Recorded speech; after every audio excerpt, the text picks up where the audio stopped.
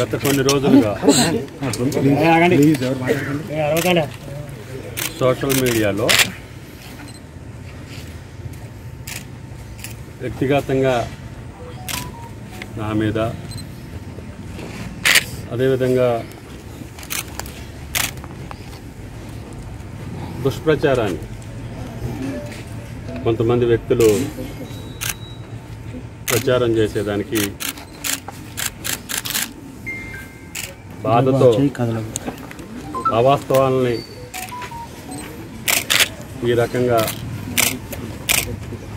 రాజకీయ లబ్ధి కోసం, స్వార్థం కోసం, స్వలాభం కోసం కొంతమంది వ్యక్తుల యొక్క ఇమేజ్ని తగ్గించడం కోసం, దానివల్ల వాళ్ళు ప్రాపకం పొందటం కోసం చేస్తున్నటువంటి దుష్ప్రచారాన్ని ఖండిస్తూ యాక్షన్ తీసుకోమని చెప్పి ఈ సైబర్ నేరాల మీద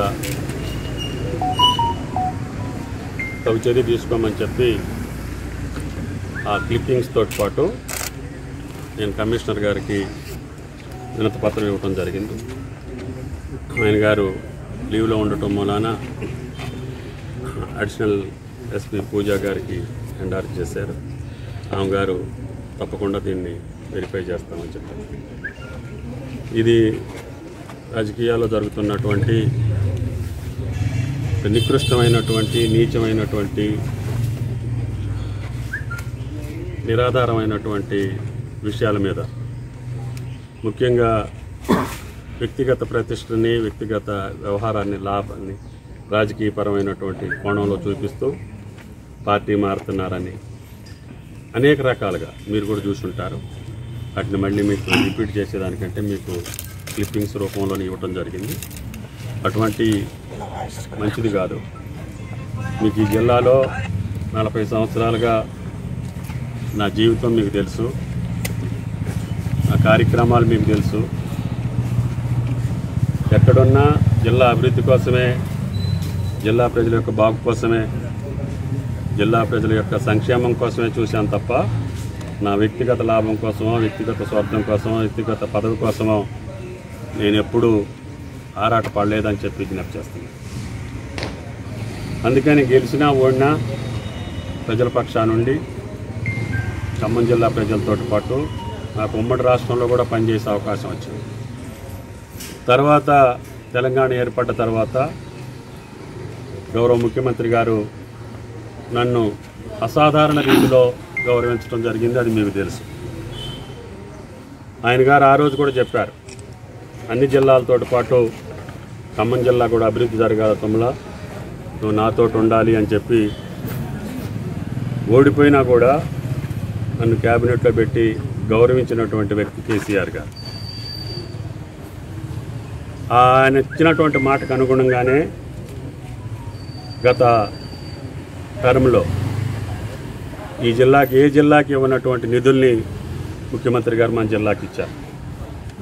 అందుట్లో ప్రధానమైనటువంటి నీటిపారుదల ప్రాజెక్టులు సీతారామ, భక్త రామదాసు, అదేవిధంగా ఎత్తిపోతల పథకాలు అన్నిటినీ కూడా అడిగినట్లుగానే 20,000 కోట్ల రూపాయలకి ఇరిగేషన్ ప్రాజెక్టులు తీసుకొచ్చాం. తర్వాత ఆయన యొక్క సహకారంతో జిల్లాలో సెంటీమీటర్ జాతీయ రహదారు లేనటువంటి జిల్లాని నలుమూలల నుంచి, కరీంనగర్, వరంగల్ నుంచి అమరావతికి, కోదాడ నుంచి ఖమ్మం మీదుగా కొరివి, సూర్యాపేట నుంచి ఖమ్మం మీదుగా రాజమండ్రి, అదేవిధంగా భద్రాచలం నుంచి కాళేశ్వరం మీదుగా కౌటాల, అదేవిధంగా భద్రాచలం నుంచి రాజమండ్రి అనేక జాతీయ రహదారులను తీసుకొచ్చి ఈనాడు విజయవాడ టు జగదల్పూర్ పూర్తి చేసుకున్నాం. మిగతా సూర్యాపేట, ఖమ్మం పని నడుస్తూ ఉంది. అదేవిధంగా ఖమ్మం దేవరపల్లి టెండర్స్ పిలుస్తున్నాం. కోదాడ, కొరివికి కూడా టెండర్లు పిలవమని చెప్పి నాకు అత్యంత ఇష్టడైనటువంటి అధికారి గిరిధర్ గారు ఇప్పుడు కేంద్ర ఉపరితల శాఖ కార్యదర్శి ఉండటం మూలాన వీటినన్నింటినీ చేయమని చెప్పడం జరిగింది.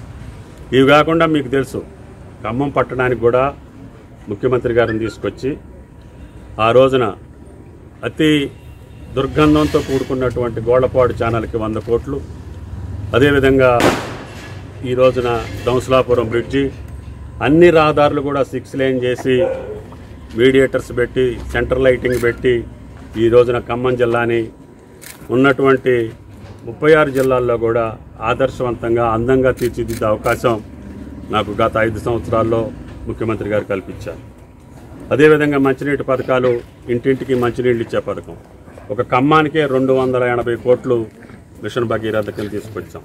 పాలేరు నుంచి నేరుగా దానవాయిగూడెం నుంచి ఈ రకంగా ప్రతి కార్యక్రమంలో ఏ శాఖలో చూసుకున్నా నాకు మంచి సహకారాన్ని ఇచ్చినటువంటి ముఖ్యమంత్రిని కాదని నేను వేరే రాజకీయ పార్టీలకు వెళ్లాల్సినటువంటి గతి కానీ అగత్యం కానీ లేదు.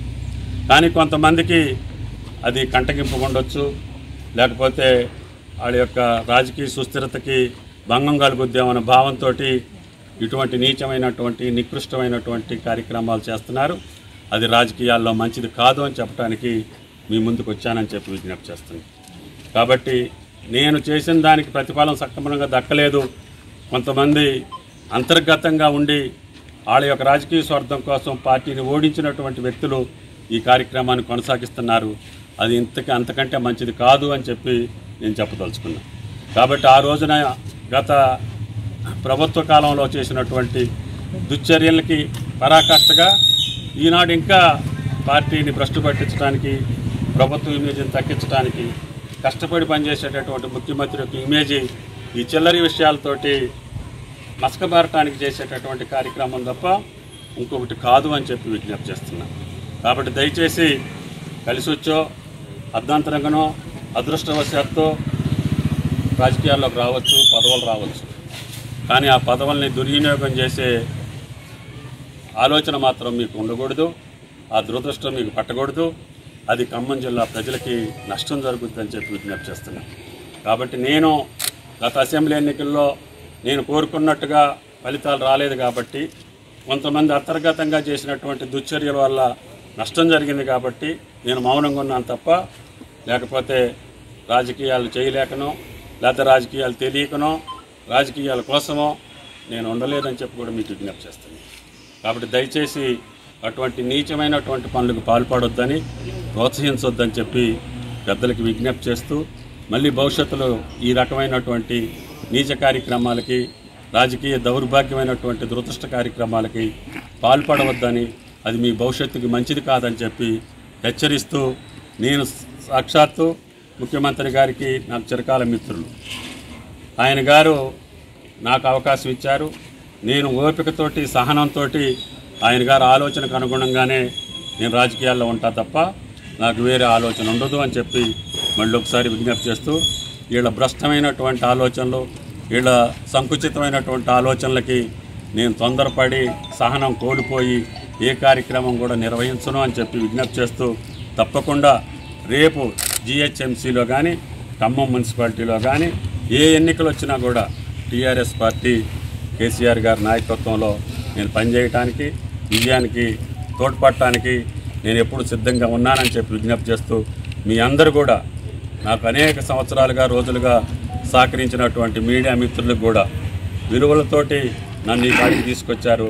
వాటిని కాపాడమని చెప్పి విజ్ఞప్తి చేస్తూ సెలవు తీసుకుంటున్నా. జై తెలంగాణ.